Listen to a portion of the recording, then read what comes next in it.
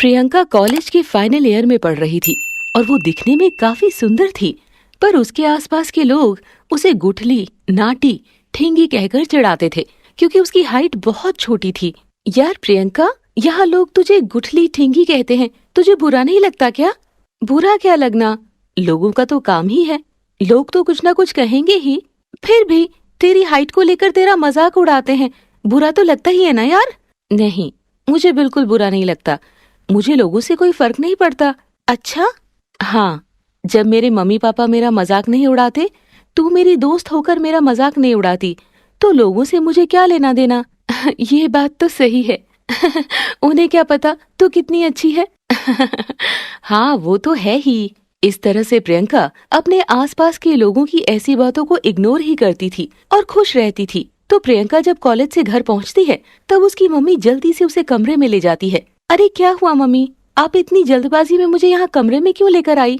बेटा, लड़के वाले तुझे देखने आए हैं, गेस्ट रूम में बैठे हैं, जल्दी से तैयार हो जा। पर मम्मी, क्यों बुला लिया इन लोगों को? आपको तो पता है ना, ये लोग भी ऐसे ही चले जाएंगे। अरे बेटा, तेरे पापा ने सारी बात कर ली थी, ये लोग ऐसे ही नहीं जाएंगे। अब तू जल्दी से तैयार होकर आ जा। ठीक है मम्मी, हो रही हूँ। थोड़ी देर में प्रियंका तैयार होकर चाय लेकर गेस्ट रूम में सबके सामने पहुँच जाती है। हेलो प्रियंका। हेलो, नमस्ते अंकल जी, आंटी जी। आओ बेटा, बैठो। सभी बैठकर कुछ देर बातें करते हैं और प्रियंका के मम्मी पापा खुश थे कि इस बार प्रियंका को देखकर वो लोग भागे नहीं थे। भाई साहब, मैंने तो आपको सारी बात पहले ही बता दी थी। बस मेरी बेटी की हाइट काफी कम है, लेकिन बहुत समझदार है ये। हाँ जी, हमें तो समझदार बहू ही चाहिए। अगर लंबी हो और समझदार ना हो तो हमें थोड़ी ना अच्छी लगेगी वो। हाँ भाई साहब, और बच्चे खुश होने चाहिए एक साथ। हाँ मम्मी, मुझे तो प्रियंका अच्छी लगी। बाकी आप लोग प्रियंका से भी कंफर्म कर लो। ये बात सुनकर प्रियंका और उसके मम्मी पापा काफी खुश हो जाते हैं कि आखिर प्रियंका के लिए कोई लड़का मिल गया था। मेरी बेटी को भी पसंद है आप सब। तो भाई साहब आगे की बात कर ले। देखिए, जैसे कि आपकी बेटी की हाइट काफी कम है, तो पैसे तो ज्यादा ही लगेंगे। मैं कुछ समझा नहीं भाई साहब। आप दहेज की बात कर रहे हैं क्या? हाँ बिल्कुल बहन जी, आपकी बेटी के लिए जल्दी से कोई रिश्ता मिलने वाला नहीं है, लेकिन हम राजी हैं। लेकिन 25 लाख रुपए दहेज के लगाओगे तभी हम ये शादी करेंगे। ये आप क्या कह रही हैं बहन जी? इतने पैसे हम कहाँ से लाएंगे? और दहेज लेना देना तो गलत है, ये सब हम नहीं मानते। और इतने पैसे नहीं दे सकते तो इतनी छोटी बेटी पैदा करने से पहले सोचना चाहिए था ना। प्रियंका ये सुनकर काफी नाराज हो जाती है और अपनी जगह से उठ जाती है। आंटी जी, मेरी हाइट छोटी होने में किसी की कोई गलती नहीं है, और आप मुझसे अपने बेटे का रिश्ता जोड़कर हम पर ये एहसान मत ही कीजिए। क्या मतलब? मतलब कि मुझे ये रिश्ता मंजूर नहीं है। ओह, एक तो इतनी नाटी हो तुम, ऊपर से घमंड इतना ज्यादा। मेरी तो हाइट छोटी है, पर आप लोगों की तो सोच ही छोटी है, इसीलिए आप यहाँ से जा सकते हैं। प्रियंका उनको मुंह तोड़ जवाब देकर वहाँ से भेज देती है और प्रियंका के मम्मी पापा काफी परेशान हो जाते हैं। ये क्या किया बेटा तुमने? इस तरह से थोड़ी ना भेजते हैं। तो और क्या करूँ पापा, देखा नहीं कैसे बात कर रहे थे वो शादी नहीं सौदा करने आए थे मेरा। हाँ वैसे बात तो सही है, ऐसे लोगों के घर में ब्याह कर हमें अपनी बेटी को कुएं में थोड़ी ना डालना है। कितने घर देख चुका हूँ, कितने लड़के वाले आ चुके हैं, लेकिन कोई राजी ही नहीं होता। अब क्या करूँ, मुझे कुछ समझ नहीं आ रहा। तो आप चिंता क्यों करते हैं पापा, भगवान ने मेरी किस्मत में भी कुछ लिखा ही होगा। इतना निराश मत होइए, मुझे अच्छा नहीं लगता। हाँ जी, सही कहती है प्रियंका, भगवान पर भरोसा रखिए ना आप। असल में प्रियंका के लिए उसके पापा ने काफी लड़के देखे थे, लेकिन उसकी छोटी हाइट की वजह से उसका रिश्ता नहीं हो पाया था और इसी वजह से उसके पापा काफी चिंतित थे। मैंने सोच लिया है क्या करना है, बस मैरिज ब्यूरो वालों से बात करता हूँ, वही कोई अच्छा सा रिश्ता बताएंगे प्रियंका के लिए। हाँ पापा, जहाँ आपको ठीक लगे वहाँ बात कर लीजिए, बस निराश मत होइए। अगले दिन जब प्रियंका अपनी दोस्त रीमा के साथ कॉलेज पहुँचती है तो देखती है कि कॉलेज में किसी कंपनी वालों का कैंप लगा हुआ था। अरे ये किस चीज का कैंप लगा है? काफी भीड़ है, पता नहीं कोई कंपनी के लोग हैं, अपना प्रोडक्ट प्रमोट करने के लिए आए हैं कॉलेज में। अब कॉलेज में भी ये सब होने लगा है। तभी उस कैंप के वर्कर में से एक लड़का प्रियंका के पास मुस्कुराता हुआ आता है। अरे ये लड़का ऐसे कैसे मुस्कुराते हुए आ रहा है? मुझे अच्छे से पता है क्यों आ रहा है, ये भी मेरा मजाक उड़ाने आ रहा होगा। हाँ चलना यार, यहाँ से चलते हैं।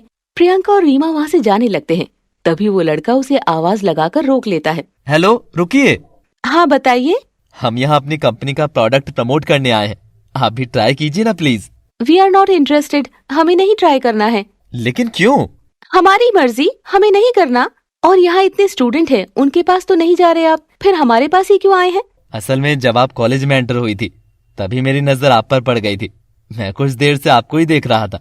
देखा रीमा, मैंने कहा था ना, वो तो पता ही है। मैं कुछ समझा नहीं, आप किस बारे में बात कर रही हैं? मुझे अच्छे से पता है आप यहाँ क्यों आए हैं। आप भी बाकी लोगों की तरह मेरा मजाक उड़ाने आए हैं, है ना? वो लड़का ये बात सुनकर थोड़ा कंफ्यूज हो जाता है। मैं कुछ समझा नहीं, और मैं आपका मजाक क्यों उड़ाऊंगा भला? आप तो इतनी खूबसूरत हैं। आप भी मुझे नाटी या गुठली कहकर चिढ़ाना चाहते हैं? मेरी हाइट इतनी कम है तो सब लोग यही कहते हैं। तो फिर क्या हुआ अगर हाइट कम है तो? इसमें आपकी गलती थोड़ी ना है। और लोगों को छोड़िए, उनका तो काम है ये सब। इसका मतलब आप इसका मजाक नहीं उड़ाने आए हैं? नहीं, मैंने कहा ना, मैंने आपको आते देखा और आप मुझे अच्छी लगी, और आप कैंप की साइड नहीं आई तो मैंने सोचा मैं ही आ जाता हूँ आपके पास बात करने। प्रियंका को काफी अच्छा लग रहा था कि ये लड़का उसका मजाक नहीं बना रहा है। तो प्लीज अब तो ट्राई कर लीजिए। बाय द वे, मेरा नाम प्रेम है। मेरा नाम प्रियंका है और ये मेरी दोस्त रीमा है। तीनों बातें करने लगते हैं और प्रेम अपनी कंपनी का प्रोडक्ट दिखाने लगता है। खैर वो भी दिन यूं ही निकल जाता है। कुछ दिनों के बाद प्रियंका के पापा के पास एक कॉल आती है और बात करने के बाद वो काफी खुश थे। अरे वाह, कमाल हो गया। मैंने कहा था ना, मैरिज ब्यूरो वाला आइडिया काम करेगा। लेकिन हुआ क्या है? मैरिज ब्यूरो से कॉल आई थी, हमारी लड़की के लिए एक घर मिला है। वाह पापा, पर इसमें नया क्या है? वो तो कई बार मिला है, उससे क्या होगा? अरे तू नेगेटिव मत हो, उन्हें आने तो दे। आज वो शाम को देखने आएंगे तुझे। हाँ ठीक है, पहली बार थोड़ी ना आ रहे हैं कोई देखने। हाँ, अब तो आदत हो गई है। खैर ठीक है, हम तैयारी रखेंगे। शाम के वक्त प्रियंका तैयार हो जाती है और उसके मम्मी पापा भी लड़के वालों के आने का इंतजार कर रहे थे। तभी डोरबेल बजती है। बेटा प्रियंका, तू जा अपने कमरे में, लगता है लड़के वाले आ गए हैं, तुझे थोड़ी देर में बुला लूंगी। ठीक है मम्मी। प्रियंका अपने कमरे में चली जाती है और प्रियंका की मम्मी दरवाजा खोलती है। दरवाजे पर वही लड़का प्रेम था जो कॉलेज में प्रियंका से मिला था। उसके साथ उसकी मम्मी लता और उसकी भाभी मोनिका थी। नमस्ते भाई साहब। नमस्ते बहन जी। आइए आइए। आइए आइए। सभी बैठते हैं और बातें करने लगते हैं। भाई साहब, हमने भी अपने बेटे के लिए मैरिज ब्यूरो में बात की हुई थी। ओह अच्छा, हमने भी। कल ही मैंने प्रेम को मैरिज ब्यूरो में भेजा था और उन्होंने आपकी लड़की की तस्वीर दिखाई और इसे बहुत पसंद आई। हाँ अंकल जी, लेकिन बेटा, क्या तुमने सिर्फ तस्वीर ही देखी है और कुछ पता नहीं किया? मैं कुछ समझी नहीं भाई साहब, पहले तो लड़की को देखकर ही पसंद किया जाता है ना। तभी प्रियंका के मम्मी पापा एक दूसरे को देखने लग जाते हैं क्योंकि वो समझ गए थे कि प्रेम और उसके घर वालों को प्रियंका की हाइट की बात नहीं पता थी। क्या हुआ अंकल जी, आंटी जी, आप थोड़ा परेशान लग रहे हैं? कोई बात है तो बता दीजिए। अरे मम्मी, कोई बात नहीं है। अच्छा तो फिर आप अपनी बेटी को बुला लीजिए। प्रियंका की मम्मी प्रियंका को सबके सामने लेकर आती है। उसे देखकर लता और मोनिका दोनों हैरान रह जाते हैं और मोनिका हंसने लग जाती है। प्रेम, इस लड़की को पसंद किया है तुमने? बेटा ये क्या है, तूने पूरी जानकारी नहीं ली क्या? ये सब देखकर प्रियंका और उसके मम्मी पापा को काफी बुरा लगता है। तो आखिर प्रेम उसके लिए रिश्ता लेकर क्यों आया था? क्या वो प्रियंका का मजाक उड़ाने आया था या फिर वो सच में उससे शादी करने के इरादे से आया था? मोनिका को इस तरह से हंसते हुए देखकर प्रेम को बहुत बुरा लगता है, इसीलिए वो उसे चुप करवा देता है। भाभी प्लीज, इस तरह से प्रियंका का मजाक मत उड़ाओ, मुझे ये सब पसंद नहीं है। लेकिन देवर जी, मैं मजाक नहीं उड़ा रही, पर सच तो सच ही रहेगा ना। आप भी बताइए, भला ये आपके साथ कैसे जचेगी? हाँ बेटा, मजाक उड़ाने की बात नहीं है, लेकिन तुम दोनों के कद में बहुत फर्क है।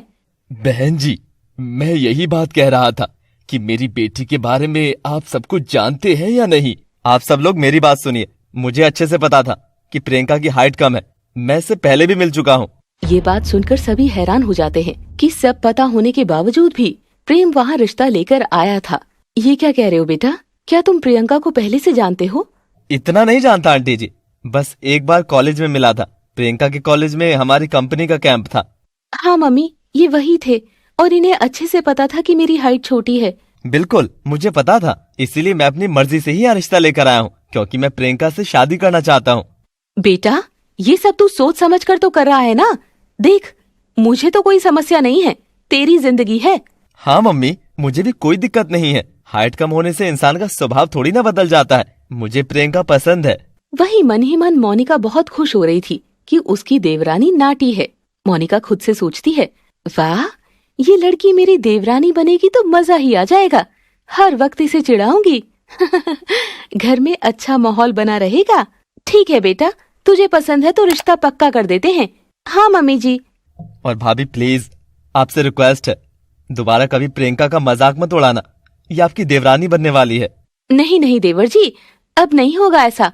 और प्रियंका, मुझे माफ कर दो, आगे से ऐसा नहीं करूंगी। कोई बात नहीं भाभी। तो क्या ये रिश्ता पक्का समझे हम? बिल्कुल अंकल जी, मैं तो पक्का समझकर ही इस घर में आया था।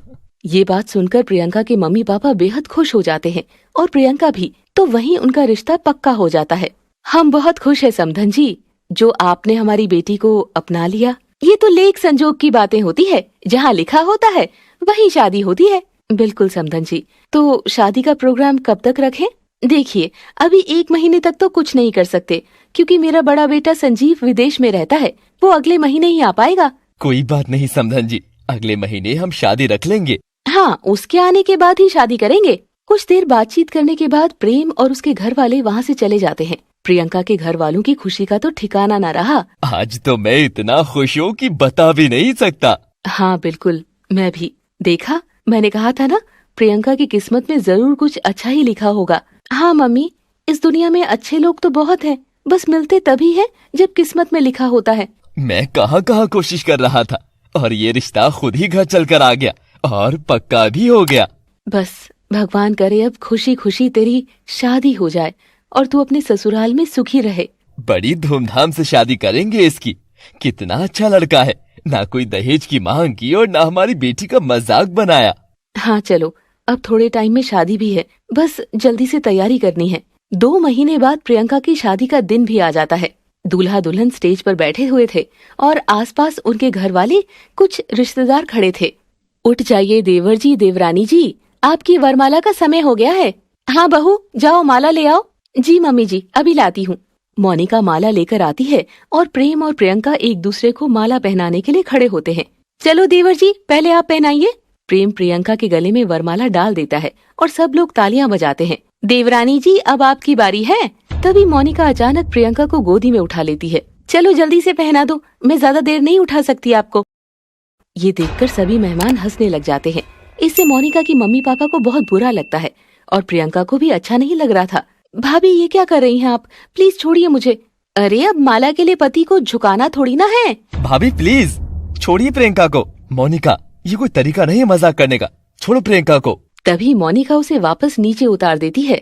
अरे देवर जी, मैं तो आप ही का फायदा कर रही थी, अभी से बीबी के सामने झुकने लग जाएंगे क्या? हाँ झुकूंगा, ये पत्नी है मेरी, और आप ये सब हरकतें करने आई है क्या यहाँ? बेटा शांत हो जा, मोनिका तो मजाक कर रही थी।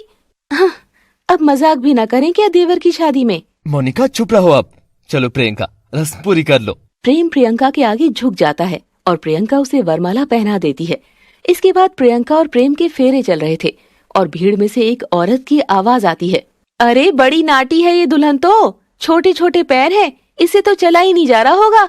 हाँ प्रेम, ऐसे कर, गोदी में उठा ले इसे, जल्दी हो जाएंगे फेरे। सही कहती हो। ये बात सुनकर प्रेम को काफी गुस्सा आ जाता है और वो जोर से बोलता है। कौन है?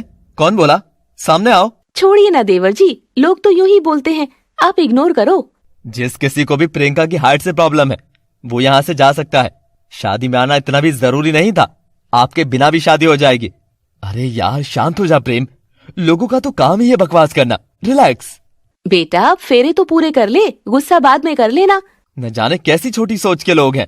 असल में वो औरतें कोई और नहीं बल्कि मोनिका की ही सहेलियां थी और मोनिका ने ही उन सबसे बोलने के लिए कहा था। खैर, शादी करके प्रियंका उस घर की बहू बनकर आ जाती है, लेकिन अब लता शादी से बिल्कुल भी खुश नहीं थी और मुंह फुलाए अपने कमरे में बैठी थी। अरे क्या हुआ मम्मी जी, आज आपके छोटे बेटे की शादी हुई है और आप तो बिल्कुल भी खुश नहीं लग रही। न जाने क्या दिखा इस प्रेम को प्रियंका में। देखा ना, शादी में सभी लोग मजाक उड़ा रहे थे, कितनी बेइज्जती हो रही थी। वही तो मम्मी जी, मैंने तो रिश्ता होने से पहले ही कहा था। मेरी भी मति भ्रष्ट हो गई थी जो मैंने इसे मना नहीं किया। चलिए छोड़िए मम्मी जी, अब तो शादी हो गई है, अब वो इस घर की छोटी बहू है। शादी में ही ये हाल था, अभी तो न जाने लोग क्या क्या बातें करेंगे। मम्मी जी, अब सहन तो करना पड़ेगा ना, मैं जब कह रही थी तो देवर जी को बुरा लग रहा था। अब देखते हैं लोगों को कैसे चुप करवाते हैं। अब तो लोग कहेंगे ही, तारीफ के लायक है ही क्या इस नाटी प्रियंका में, अंधा हो गया है प्रेम भी। न जाने क्या काला जादू किया है इस नाटी ने देवर जी पर। कोई बात नहीं, ज्यादा दिन इसे टिकने नहीं दूंगी मैं भी इस घर में। मैं क्यों लोगों से अपना मजाक बनवाऊं। सही कहती हैं आप मम्मी जी, हम दोनों ही से यहाँ से निकलवा देंगे, देखना। मम्मी, मोनिका, ये आप दोनों कैसी बातें कर रहे हैं? और वो इस घर की छोटी बहू है और प्रेम उससे प्यार करता है। अरे बहुत देखा है ये प्यार व्यार। मेरी बेइज्जती नहीं होती क्या जब मेरे घर की बहू ऐसी हो? लोग हंसते हैं। इसमें बेइज्जती वाली क्या बात है मम्मी? कद तो किसी का भी छोटा या बड़ा हो सकता है। अजी आप इन सब पर ध्यान मत दीजिए। आपने तो यहाँ 4 दिन रहना है, आप तो फिर विदेश चले जाएंगे। बाद में लोगों के ताने तो हमें ही सुनने हैं ना। और क्या, तो तुझे क्या पता कैसा लगता है ताने सुन के। मैं कह रहा हूँ कि अगर लोग कुछ बोलते भी हैं तो उनको इतना भाव क्यों देना?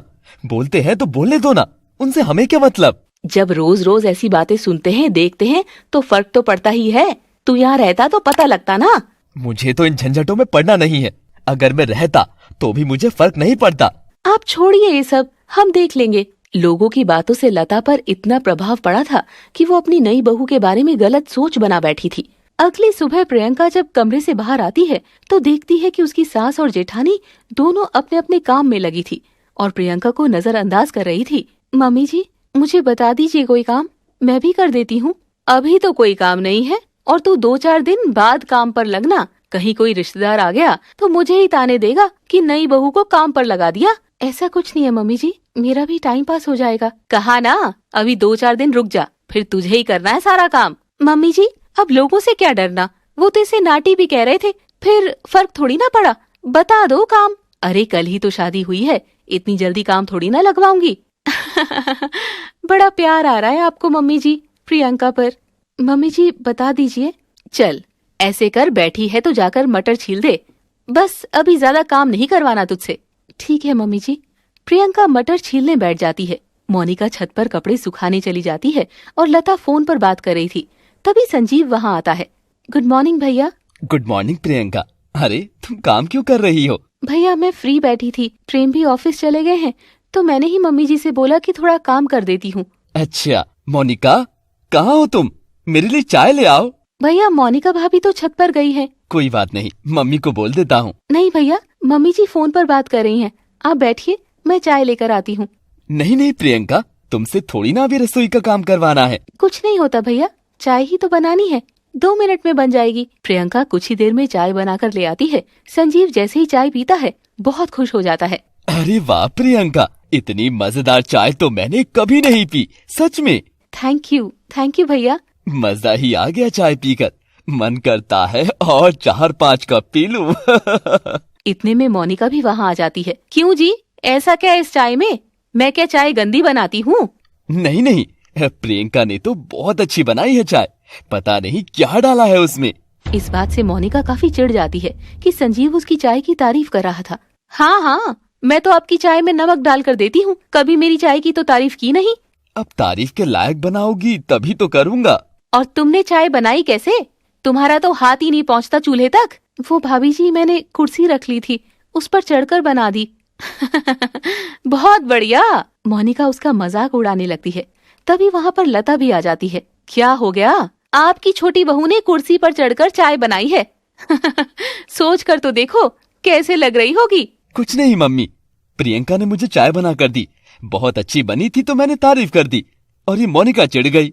अब चाय तो चाय जैसी होती है, उसमें क्या खास तारीफ वाली बात है? वो तो मम्मी जब आप चाय पीकर देखोगी तभी पता लगेगा। मम्मी जी, आपके लिए चाय बना दूं? रहने दे, मुझे अभी चाय नहीं पीनी। ऐसे ही 2-4 दिन निकल जाते हैं और लता प्रियंका को आवाज लगाती है। प्रियंका, यहाँ आ जरा। हाँ मम्मी जी। अब 4 दिन हो गए हैं तेरी शादी को और हमारे यहाँ रिवाज है कि सबसे पहले कुछ मीठा बनाना है, उसके बाद ही तू रसोई में काम पर लग सकती है। ठीक है मम्मी जी, तो खीर बना दूं? हाँ, जो तुझे ठीक लगे बना दे और ढंग से बनाना, खाने लायक हो। ठीक है मम्मी जी। इससे बन गई खीर। हाँ, खाते ही रह जाओगे देखना, कहीं ऐसा ना हो कुत्तों को डालनी पड़े। प्रियंका कोई जवाब नहीं देती और चुपचाप रसोई में काम करने चली जाती है। तभी प्रियंका उनके पास वापस आती है। अब क्या हुआ, वापस क्यों आ गई? वो मुझे चावल और ड्राई फ्रूट्स नहीं दिख रहे हैं, कहाँ रखा है सामान? वो तो शेल्फ की ऊपर वाली अलमारी में पड़ा है। तुम्हारा हाथ नहीं पहुंचेगा। ऐसा करो, कुर्सी ले लो, फिर शेल्फ पर चढ़ जाना, या फिर कहो तो मैं गोद में उठा लेती हूँ। अब क्या फायदा ऐसी बहू का जो रसोई में भी काम ना कर सके। अब रसोई तो छोटी करवाने से रही ना मैं। नहीं नहीं मम्मी जी, मैं शेल्फ पर चढ़कर ले लूंगी, आप बस बता दीजिए किस तरफ रखा है। अब मैं तुझे बार बार एक एक सामान बताने आती रहूं? नहीं, बस एक बार ही बता दीजिए, मैं अगली बार ध्यान में रखूंगी। चलो देवरानी जी, मैं बता देती हूँ। मोनिका और प्रियंका रसोई में आ जाती है और प्रियंका एक कुर्सी ले आती है और उससे शेल्फ पर चढ़ जाती है। यहाँ रखा है सारा सामान, ऊपर की अलमारी में, जो भी चाहिए देख लेना। ठीक है भाभी जी, ध्यान से काम करना, कहीं दूध के पतीले में खुद ही मत फिट हो जाना। तभी मोनिका वहाँ से कुर्सी हटा देती है और हंसने लग जाती है। अब नीचे कैसे आओगी? ऐसा करो, कूद जाओ, मजा आएगा। भाभी प्लीज ऐसा मत कीजिए, कुर्सी वापस रख दीजिए। मोनिका कुर्सी वापस रख देती है। मोनिका मौका मिलते ही उसका मजाक उड़ाने लग जाती थी, लेकिन प्रियंका कभी पलटकर जवाब नहीं देती थी। प्रियंका खीर बनाने लग जाती है। अब घर में कोई आ जाए और इसे ऐसी कुर्सी पर काम करते देख ले तो क्या कहेंगे लोग? कहना क्या है मम्मी जी, तारीफ करेंगे कि इतनी काबिल बहू लाए हो जो रसोई में खड़े होकर काम तक नहीं कर सकती। मैं तो कहती हूँ मेन गेट ये बंद कर देते हैं, कोई घर में आ ही नहीं पाएगा। क्यों मम्मी जी, आने दो, आपको क्या डर है? आप थोड़ी ना नाटी हो। हाँ, ये बात भी सही है, मुझे थोड़ी ना कहेंगे, बोलेंगे तो इसके बारे में ही ना। थोड़ी देर में खीर भी बन जाती है और प्रियंका फिर से अपनी सास के पास आती है। मम्मी जी खीर बन गई है, आपके लिए लेकर आऊं? नहीं, घर में कोई भी गरम खीर नहीं खाता, फ्रिज में रख दे, रात को डिनर में खा लेंगे। ठीक है। रात को डिनर के वक्त सब एक साथ बैठते हैं और प्रियंका सबको खीर परोसती है। सबसे पहले संजीव खाता है। माइंड ब्लोइंग, मैं सच कह रहा हूँ, ऐसी खीर मैंने कभी नहीं खाई। मोनिका फिर से चिढ़कर संजीव की तरफ देखती है। सभी लोग खीर खाते हैं और सच में खीर काफी स्वादिष्ट बनी थी। वाह प्रियंका, तुम्हारे हाथों में तो जादू है, बहुत अच्छी खीर बनी है ना मम्मी? हाँ, खीर सच में बहुत अच्छी बनी है। मैं भी तो ऐसी ही बनाती हूँ, मेरी तो कोई तारीफ करता नहीं है। हाँ, वो क्या है ना, तुम्हारी और हमारी दुश्मनी है, इसीलिए। भाभी बुरा मत मानना, लेकिन आपकी खीर तो बिल्कुल भी अच्छी नहीं होती। देवर जी, आप तो बस मुझे ताने मारने के लिए हैं। आप तो दूसरी सास है मेरी। मैंने तुझे कब ताने मारे हैं? मम्मी जी आप नहीं मारती, पर देवर जी पूरी कर देते हैं ना कमी। सोच समझ कर बोला कर मेरे बारे में, सास हूँ तेरी।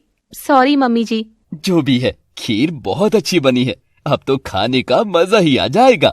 अब से ये अक्सर होता था कि प्रियंका जब भी कोई चीज बनाती थी तो सब उसकी तारीफ करते थे, लेकिन जब मोनिका बनाती तो वो चीज सबको कम ही पसंद आती थी। कुछ दिनों बाद, प्रियंका, आज मेरे मायके से मेरे भाई भाभी आ रहे हैं, उनके लिए सब्जियां तुम ही बनाओगी, और मोनिका तुम रोटियां बना देना। ठीक है मम्मी जी, कौन सी सब्जी बनानी है? सब्जी मैंने लाकर रख दी है फ्रिज में, दोनों सब्जियां तुम बना देना। ठीक है मम्मी जी। अभी बनाना शुरू कर दो, टाइम लग जाएगा। जब वो आएंगे उसके बाद मोनिका रोटी बना लेगी। ठीक है मम्मी जी। प्रियंका रसोई में सब्जी बनाने चली जाती है और 2 घंटे में वो दोनों सब्जियां बनाकर रख देती है। तभी मोनिका के दिमाग में एक चाल चल रही थी। मोनिका खुद से कहती है, आज तो इसका तमाशा बनवा कर ही रहूंगी। ज्यादा तारीफ करते हैं ना सब, अब मम्मी जी के भाई भाभी के सामने इसकी खूब बेइज्जती करवाऊंगी। मोनिका चुपके से रसोई में जाती है और बनी हुई सब्जियां देखती है। अरे, इतनी थोड़ी सब्जी क्यों बनाई है आज इसने? खैर, मुझे क्या लेना, मुझे तो खराब ही करनी है। मोनिका एक सब्जी में बहुत ज्यादा नमक डाल देती है और दूसरी सब्जी में बहुत सारी लाल मिर्च डाल देती है। थोड़ी देर में लता के भाई भाभी भी आ जाते हैं। आओ भैया भाभी, कैसे हैं आप? ठीक हूँ, तुम बताओ। नमस्ते दीदी।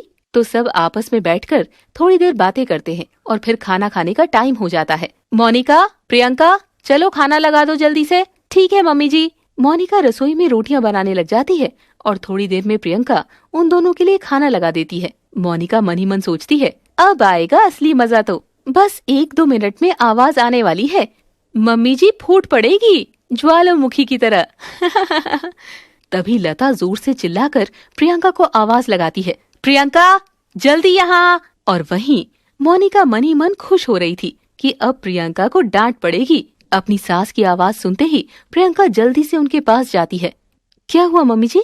प्रियंका बेटा, इतनी अच्छी सब्जी कैसे बनाई तूने? हाँ बेटा, सच में बहुत अच्छी बनाई है। मेरे भाई भाभी को तेरी तारीफ करनी थी, इसीलिए बुलाया है तुझे।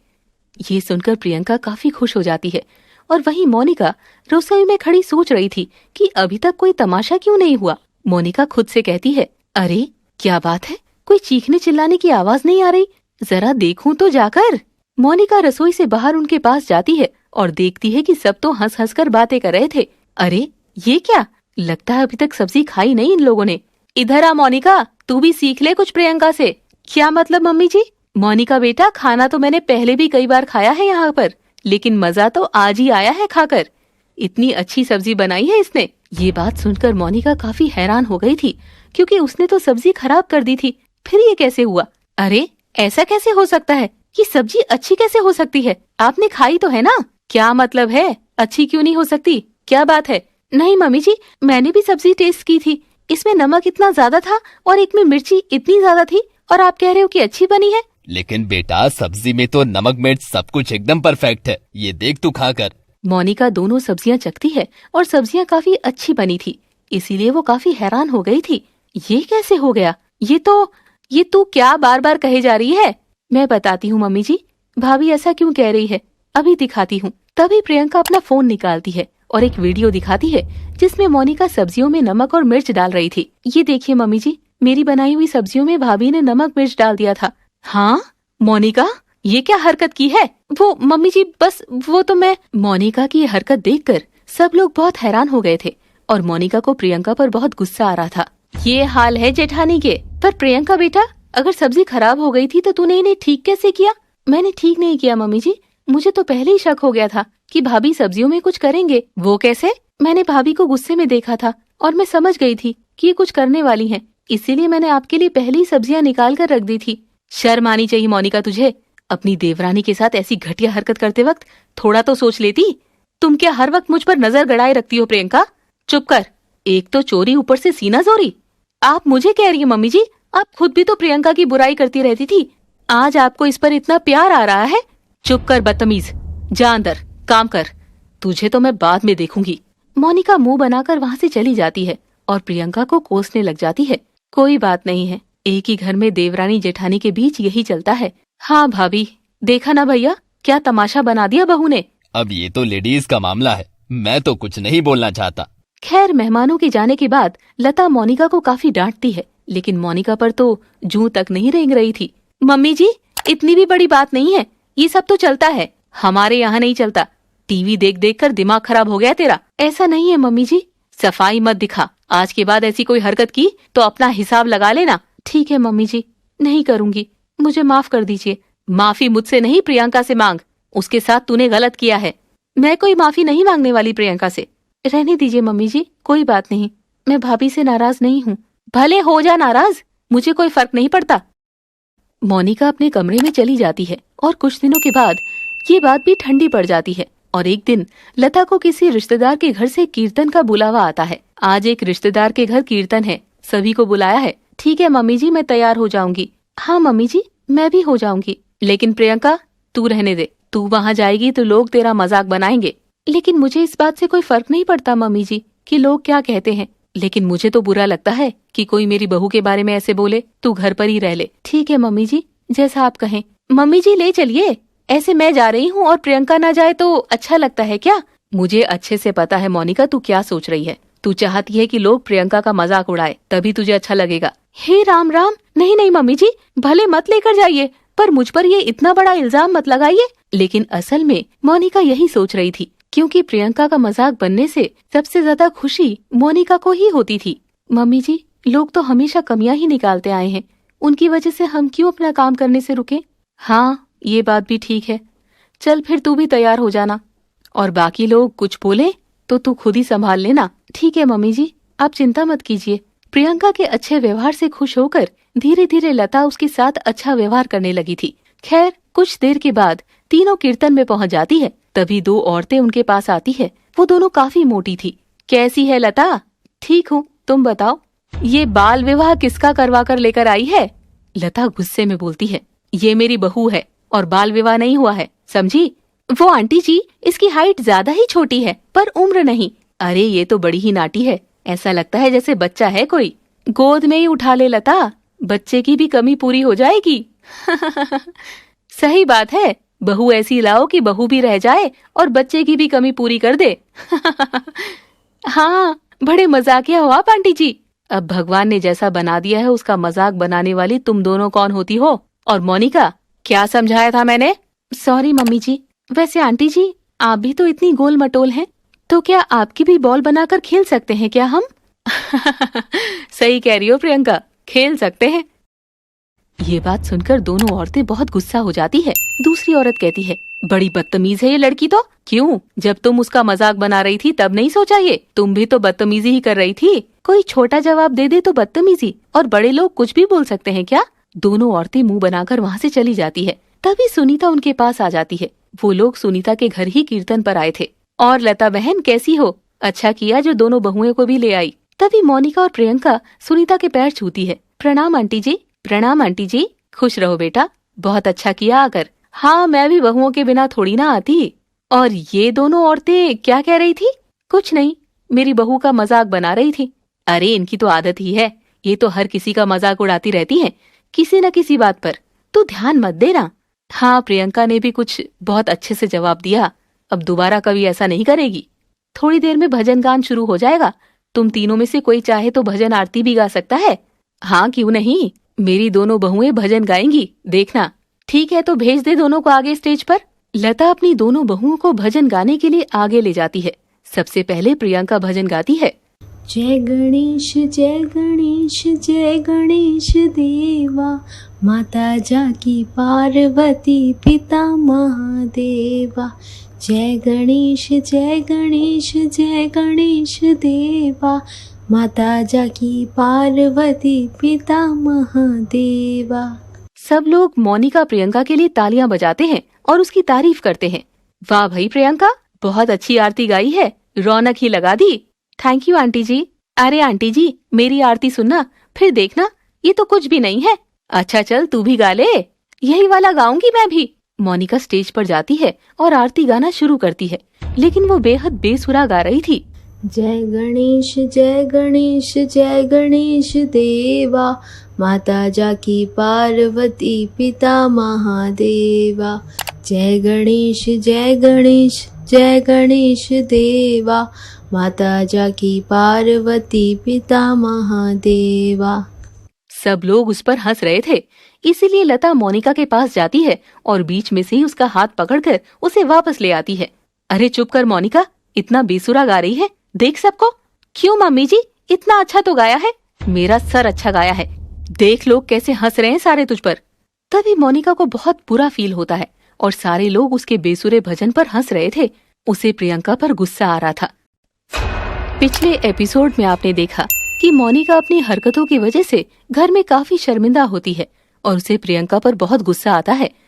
वहीं वो सब जब कीर्तन में जाती है तो मोनिका वहाँ पर बहुत बेसुरा गाती है, लेकिन प्रियंका की सब लोग बहुत तारीफ करते हैं, जिससे मोनिका चिढ़ जाती है।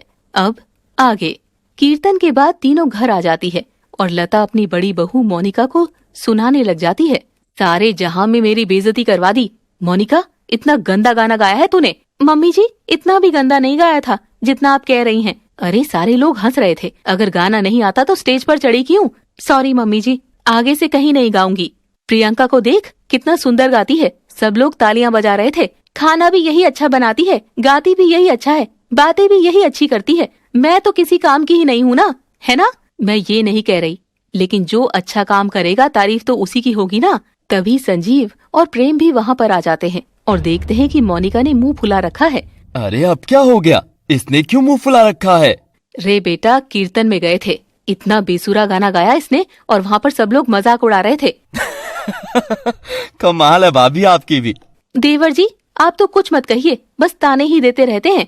तभी मोनिका गुस्सा होकर अपने कमरे में चली जाती है। मुझे तो मोनिका का ये व्यवहार अच्छा नहीं लगता। वो प्रियंका की हर चीज से ईर्ष्या करने लगी है। हाँ मम्मी, वो तो मैंने पहले ही देख लिया था। कोई बात नहीं मम्मी जी, आप चिंता मत कीजिए, धीरे धीरे भाभी समझ जाएंगी। मुझे तो नहीं लगता ये कभी समझेगी, बाकी देखते हैं आगे क्या होता है। चलो छोड़ो, प्रियंका प्लीज मेरे लिए चाय बना दो ना। अरे बेटा, ये शाम के 7:30 बजे चाय पीने का कौन सा टाइम है? मम्मी प्लीज, मैं परसों चला जाऊंगा, मेरी फ्लाइट है, फिर मुझे चाय भी नहीं मिलेगी। अभी बनाती हूँ भैया। अब बना ही रही हो तो फिर मेरे लिए भी बना देना, सब साथ बैठकर पी लेंगे। चल ऐसा करो, फिर मेरे लिए भी चाय बना ही देना। ये हुई ना बात। प्रियंका सबके लिए चाय बनाकर ले आई और सब लोग हंसी मजाक करते हुए साथ बैठकर चाय पीते हैं। वहीं मोनिका अपने कमरे की खिड़की से उन सबको देख रही थी और काफी गुस्से में थी। छोड़ूंगी नहीं इस प्रियंका को, इसकी वजह से ये सब कुछ हो रहा है। मेरी हर जगह बेइज्जती तो हो रही है, हर कोई बस इसी से प्यार कर रहा है। मोनिका प्रियंका से बहुत ज्यादा ईर्ष्या करने लगी थी और बदले की आग में जल रही थी। 2 दिन के बाद संजीव की फ्लाइट थी और वो चला जाता है। बेटा तू उदास मत होना, वो थोड़े टाइम में वापस आ जाएगा। नहीं नहीं मम्मी जी, मैं ठीक हूँ। हाँ हम सब है ना, और थोड़ा अब देवरानी से भी बनाकर रखा कर। मैंने कब बिगाड़ी है मम्मी जी, फिर भी तुझे समझा रही हूँ। प्रियंका बहुत अच्छी लड़की है, दोनों मिलजुल कर बहनों की तरह रहा करो। कुछ दिन के बाद मोनिका के दिमाग में एक आइडिया आ ही गया था। बहुत अच्छा आइडिया आया है मेरे दिमाग में, इस बार बच नहीं सकती है प्रियंका। बस मुझे इंतजार करना है कि कब प्रेम एक रात के लिए बाहर जाएगा। कुछ ही दिनों के बाद मोनिका की ये इच्छा भी पूरी हो जाती है। उसी शाम प्रेम घर पर आता है। मम्मी, प्रियंका, मुझे काम के सिलसिले में एक ट्रिप पर जाना है, अभी निकलना होगा, कल रात को वापस आ जाऊंगा। ठीक है, मैं आपका सामान पैक कर देती हूँ। हाँ कर दो। ये ऑफिस वाले भी ना न जाने कहाँ कहाँ भेजते रहते हैं।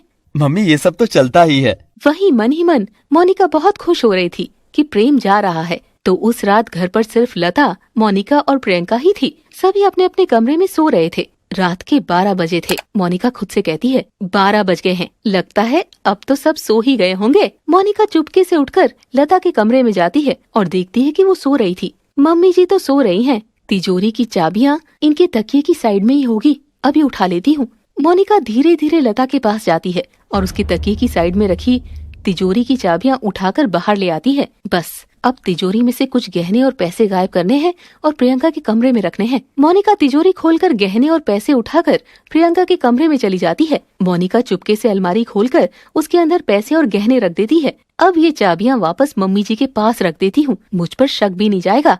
अगली सुबह मोनिका सुबह 6 बजे ही उठ जाती है और घबराई हुई जल्दी से अपनी सास लता के पास जाती है। मम्मी जी उठिए, देखो जल्दी घर में क्या हो गया। क्या हुआ, सुबह सुबह क्यों उठा रही है? तुझे पता है ना मैं 8 बजे तक उठती हूँ। अरे आप उठो तो सही, अभी सारी नींद उड़ जाएगी। आइए दिखाती हूँ। मोनिका अपनी सास को बाहर ले आती है और दिखाती है कि तिजोरी खुली हुई थी। हे भगवान, ये क्या, घर में चोरी हो गई? लेकिन चाबियां तो मेरे पास ही थी। अरे उठा लेते हैं चोर, पता थोड़ी ना लगने देते हैं। हाय रे, लुट गई मैं। चिंता मत करो मम्मी जी, मैं सारा घर चेक करके देखती हूँ। देखूं तो आखिर ये चोर कहाँ से आया था। मेरा तो दिल बैठा जा रहा है, अब क्या होगा? इतनी चोरी हो गई हमारे घर में। लता अपना माथा पकड़कर बैठ जाती है और मोनिका घर में यहाँ वहाँ देखने लग जाती है। चिंता मत कीजिए मम्मी जी, हम चोर को पकड़ लेंगे। मोनिका जानबूझकर परेशान होने का नाटक करती है और वो थोड़ी देर में वापस आ जाती है। मम्मी जी, मैंने सारा घर देख लिया है, सारे दरवाजे खिड़कियां बंद है, इसका मतलब चोर अंदर ही है। मैं कुछ समझी नहीं, कहीं प्रियंका ने तो चोरी नहीं कर ली? ये क्या बोल रही है मोनिका? वो इस घर की बहू है, वो क्यों चोरी करेगी? मम्मी जी बुरा मत मानना, पैसे देखकर हर किसी की नीयत बदल जाती है, वरना आप ही सोचो कि आज ही प्रेम गया है और आज ही चोरी हुई है। ये बात सुनकर लता को भी शक होने लग जाता है और वो थोड़ी बहुत मोनिका की बातों में आ गई थी। मम्मी जी आप चलिए मेरे साथ, मैं चेक करती हूँ, उसके कमरे में ही कुछ जरूर मिलेगा। मोनिका लता को प्रियंका के कमरे में ले जाती है और उसकी अलमारियां खोलने लगती है। उठ जा प्रियंका, घर में इतना बड़ा कांड हो गया है। क्या हुआ मम्मी जी, और आप यहाँ मेरी अलमारी में क्या ढूंढ रही हैं? मुझे पता है तुमने ही चोरी की है, गहने और पैसों की, बता कहाँ रखे हैं? ये बात सुनकर प्रियंका के होश उड़ जाते हैं। नहीं नहीं भाभी जी, मैं ऐसा थोड़ी ना करूंगी। मम्मी जी आप जानती है ना, मैं ऐसा नहीं करूंगी। लता भी प्रियंका की बात का कोई जवाब नहीं देती। प्रियंका ने यही कहीं छुपाए होंगे पैसे गहने। मोनिका को अलमारी में गहने नहीं मिलते तो वो बेड खोलकर देखती है और बाकी जगह भी कमरे में हर जगह ढूंढती है। बताओ प्रियंका, कहाँ छुपाए हैं गहने? लेकिन भाभी जी मैं कसम खाकर कहती हूँ, मैंने ऐसा कुछ भी नहीं किया। मोनिका रहने दे, प्रियंका ऐसा नहीं कर सकती। अरे मैं कह रही हूँ गहने यही होंगे, और भला कौन चोरी करेगा? मैं फिर से अलमारी में देखती हूँ। मोनिका दोबारा अलमारी चेक करती है और वो बहुत गुस्सा होने लग जाती है क्योंकि उसे गहने नहीं मिल रहे थे। मोनिका गुस्से में कहती है, अरे कहाँ गए गहने? मैंने यही तो रखे थे। गुस्से में मोनिका के मुंह से ये बात निकल जाती है और लता और प्रियंका हैरान होकर उसकी ओर देखने लग जाती है। वाह भाभी, मुझे पता था ये आप ही ने रखे हैं, बस आपके मुंह से सच निकलवाना था। तभी प्रियंका बाथरूम में जाती है और एक पोटली बाहर लेकर आती है। मम्मी जी ये लीजिए सारे गहने और पैसे, इसी में है। ये सब क्या है? तभी मोनिका शर्म के मारे अपनी गर्दन झुकाए खड़ी थी, क्योंकि सच तो उसके मुंह से निकल ही गया था। मम्मी जी, भाभी ने मुझे गलत दिखाने के लिए मेरे कमरे में गहने रख दिए थे, लेकिन जब रात को भाभी आई तो मुझे पता लग गया था और मैंने ये गहने इस पोटली में बांधकर छुपा दिए थे। तभी लता मोनिका के पास जाती है और उसके गाल पर एक थप्पड़ लगाती है। बहुत हो गया मोनिका, अब तूने हद कर दी, निकल जा इस घर से। नहीं नहीं मम्मी जी, ऐसा मत कहिए। तभी मोनिका लता के पैरों में पड़ जाती है और माफी मांगने लगती है। नहीं नहीं मम्मी जी, मुझे माफ कर दीजिए, अब आगे से ऐसा नहीं होगा। हरगिज नहीं, तू कभी नहीं सुधर सकती। प्रियंका, मुझे माफ कर दो, मैं हाथ जोड़ती हूँ, अब मैं ऐसा नहीं करूंगी। मुझे घर से मत निकालो, मैं बर्बाद हो जाऊंगी। ये सब ऐसी हरकत करने से पहले सोचना चाहिए था। मोनिका बहुत जोर जोर से रोते हुए माफी मांग रही थी। मुझे माफ कर दो, मैं समझ गई हूँ कि दूसरों के लिए खड्डा खोदते हैं, वो उसी खड्डे में खुद गिर जाते हैं। आज के बाद ऐसा नहीं होगा। प्रियंका, तुम समझाओ ना मम्मी जी को। प्रियंका को मोनिका की हालत देखकर दया आ जाती है और वो लता को समझाती है। मम्मी जी, माफ कर दो प्लीज, भाभी आगे से ऐसा कुछ नहीं करेंगी। मुझे नहीं रहना इसके साथ, प्लीज मम्मी जी। प्रियंका के काफी समझाने के बाद लता समझ जाती है और मोनिका को माफी मिल जाती है। उसके बाद से मोनिका अपनी देवरानी के साथ अच्छे से रहने लगती है और अब सब खुश थे। तो दोस्तों, कैसी लगी आपको हमारी ये कहानी? कमेंट बॉक्स में जरूर बताइएगा।